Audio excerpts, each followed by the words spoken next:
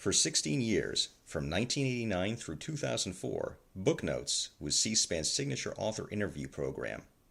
Focusing exclusively on contemporary nonfiction, the Booknotes series created an unparalleled television forum for writers of history, biography, politics, and public and cultural affairs. The Booknotes format was simple: one author, one book, 1 hour. For a full hour every Sunday night, 52 weeks a year, nonfiction writers were asked to discuss their most recent work. Beyond the book's subject matter, authors were also queried about their research, their writing process, and their own lives and influences. The result is a body of televised interviews that serve as a lasting scholarly resource for authors, researchers, students, readers, and educators. George Mason University Libraries is now adding to this trove of information by re-interviewing selected authors about their experiences as part of the Booknotes series. Hello, I'm Lindsay Besterbrucci, oral historian for George Mason University Libraries, and with me is sound engineer Robert Vey. Today is January 15th, 2015, and we are recording from Fenwick Library, where we are speaking with author Jean Strouse, who appeared on Booknotes on May 23rd, 1999, to discuss her book, Morgan, American Financier. Hello, Ms. Strouse. Thank you for speaking with us today. Hello. Thank you. I'm delighted to be here. How did your book come to be on Booknotes? I don't really know either. Someone from Booknotes got the book had just come out in that spring, and either my publisher got in touch with Booknotes or the other way around, but I don't really know the answer to that. And how did you prepare for your appearance on Booknotes? The book took 15 years to write. I had turned it in 1998. It came out in 1999. It was so much a part of me that I didn't really have to do very much preparation. And since Brian's questions were so great, it would have pulled it out of me even if I hadn't been very fresh with it. And what do you remember most from your appearance on the program? How generous Brian Lamb was with time. He gives authors an opportunity to really talk about their projects, and that's very rare. I had done a lot of other television and radio appearances, and they were all very interested in moving it along at a really fast clip. You get about 2 sentences, whereas Brian really set you up to talk and tell the story, which is invaluable, I think, to the writer, but also to people who are listening to and watching the program. The Booknotes hour-long format definitely was very distinct from other network television programs, which maybe would last 3 minutes or less. You've talked a little bit about what you think the benefits of that are. Could you go more into those details, or do you think, are there any potential drawbacks of this longer format interview for the author or the audience? I suppose if the topic is really boring, that could be a drawback. But I think the benefits are enormous to give people a real sense of a story, especially if it's and it was only nonfiction books that he was doing, of the depth and breadth of what a particular book holds, and to invite the author to give such full answers to a whole range of questions. And by the way, I thought Brian was brilliant at guiding the conversation, that the questions he asked were like great pitches in baseball. He would just throw them very cleanly and neatly over the plate, and then I would have a chance to give my best answer and go into details of this story that really no one else, I had not had that experience with any other interviews, where it could be so detailed and at the same time it was very crisp. He kept it moving very quickly, but as I say, one great over-the-plate pitch after the other.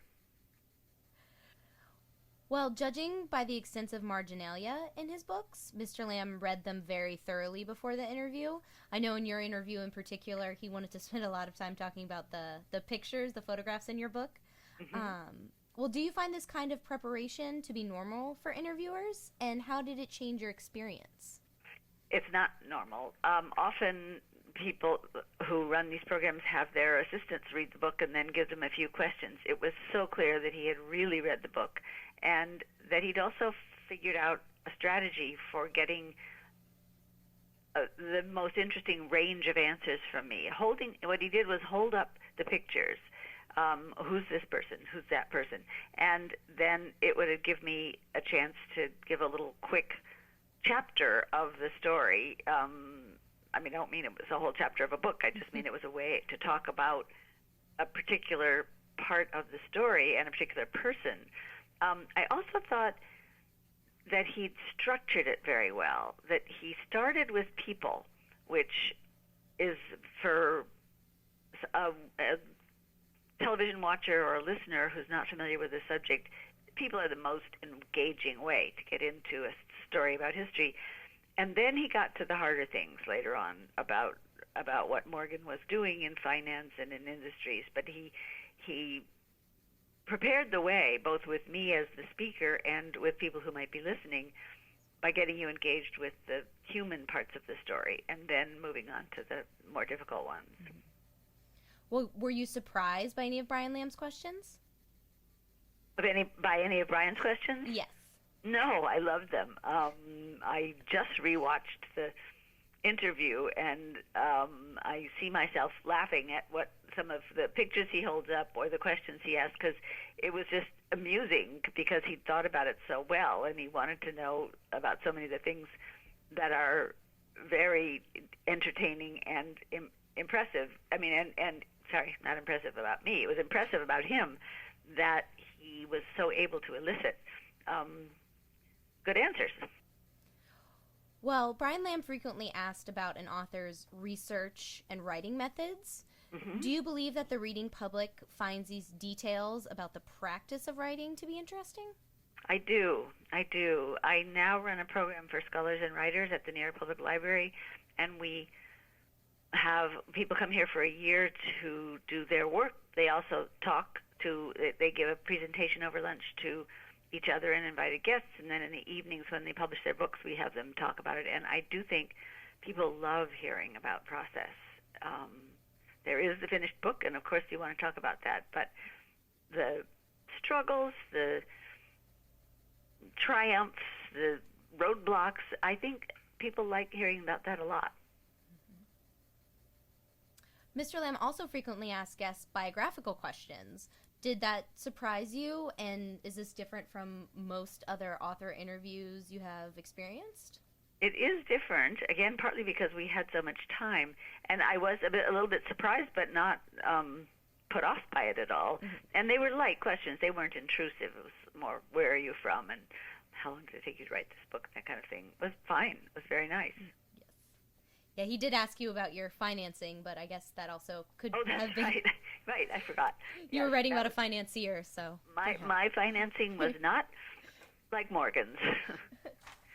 But I found really amusing, not at all off-putting. Right. Well, did you watch Booknotes either before or after your appearance on the program? And did your experience with the show change your impression of it at all?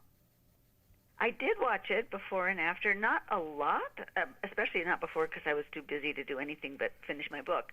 But I don't think the experience on the show changed it. I think, I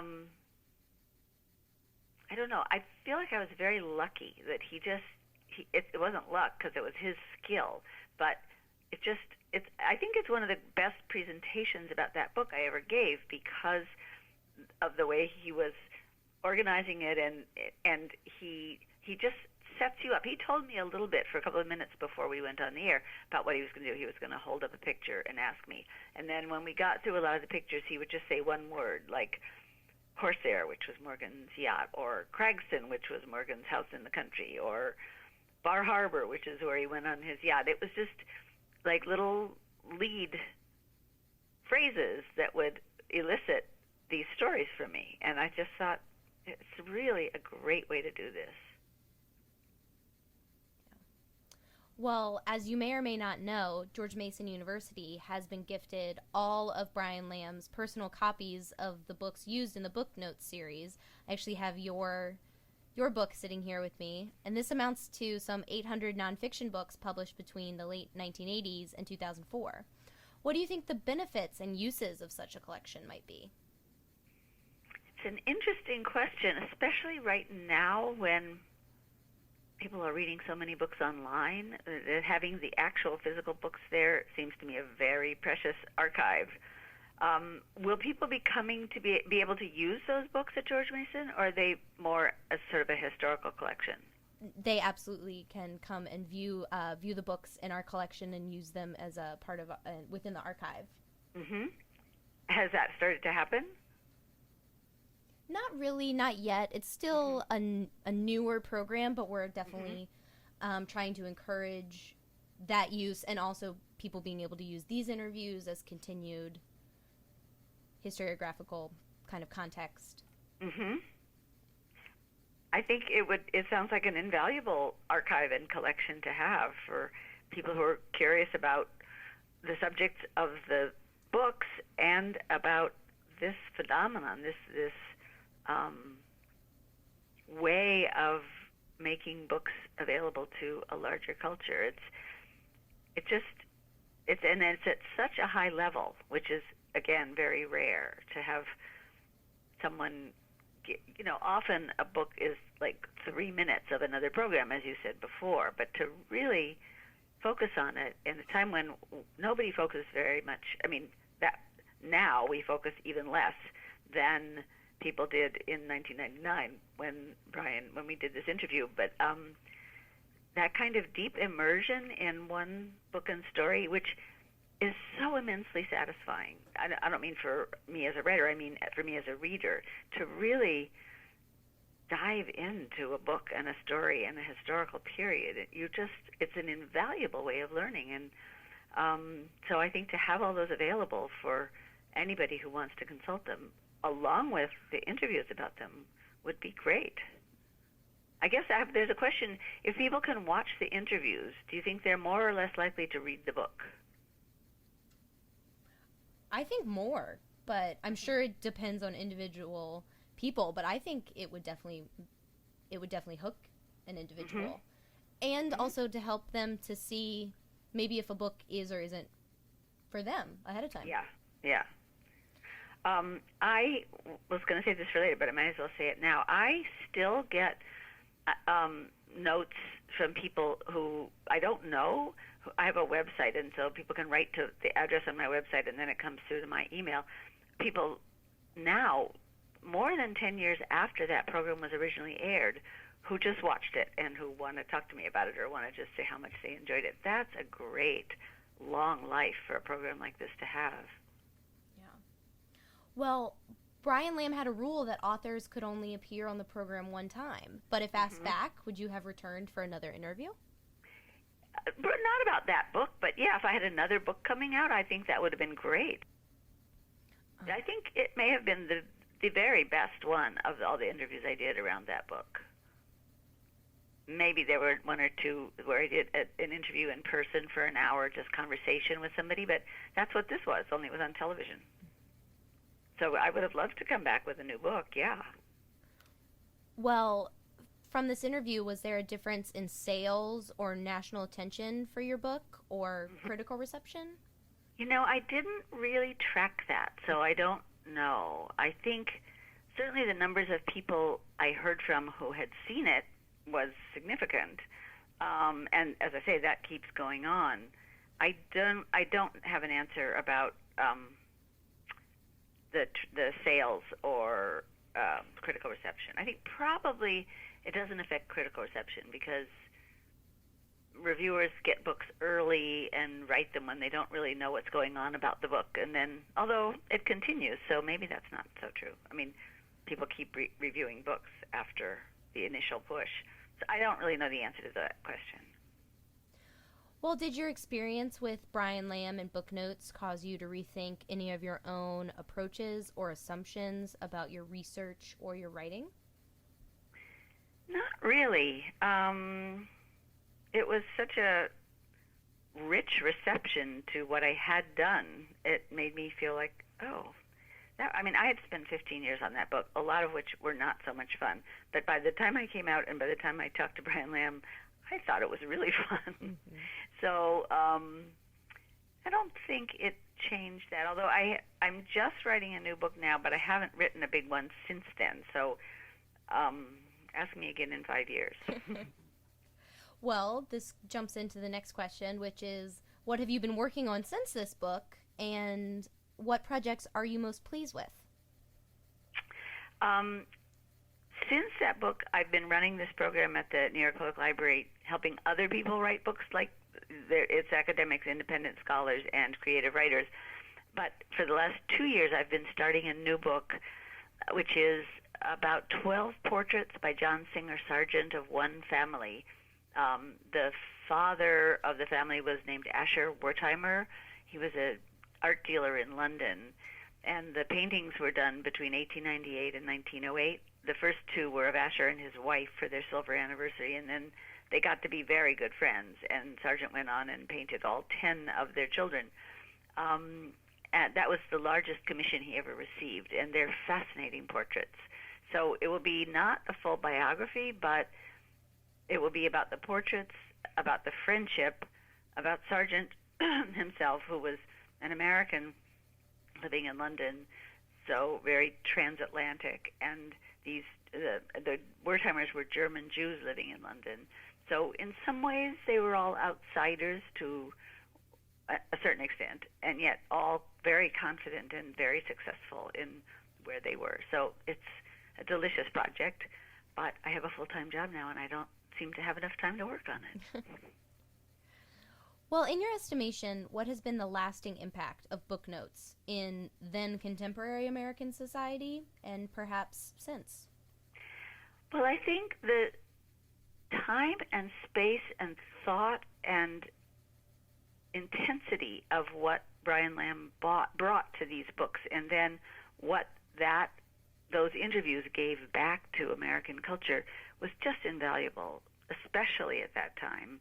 And as I say, in this time when so much has changed in the world of books, and so much, I think, is being lost, even though a lot of new things are being gained. I'm not completely a Luddite about all of this, but I think our attention spans are so quick now, and people are reading in all sorts of different forms and much shorter. I think I wish we did have a forum like that back now, with him or with someone who would learn from him about how he did it. I think it would be invaluable.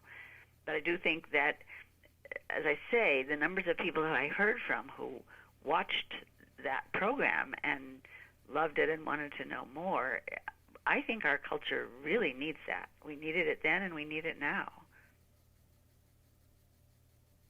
Well, is there anything else that you would like to add about Booknotes, C-SPAN, or Brian Lamb?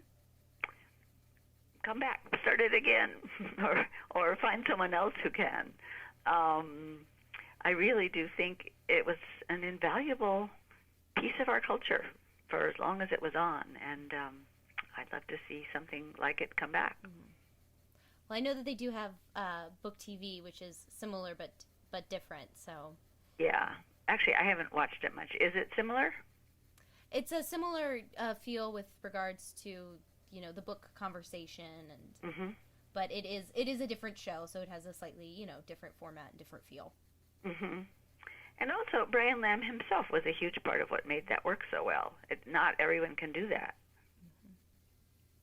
Great. Well, thank you for taking the time to speak with us today. It was a pleasure. Thank you.